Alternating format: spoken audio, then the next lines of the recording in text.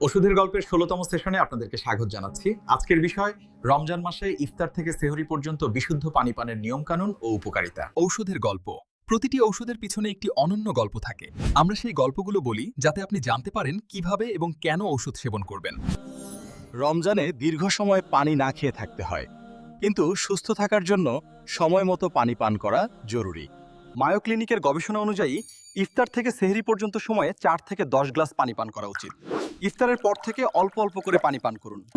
ইফতারের সময় প্রথমেই 2 থেকে 3 গ্লাস পানি পান করুন। সারাদিন রোজা রাখার পর শরীরের দ্রুত পানি প্রয়োজন।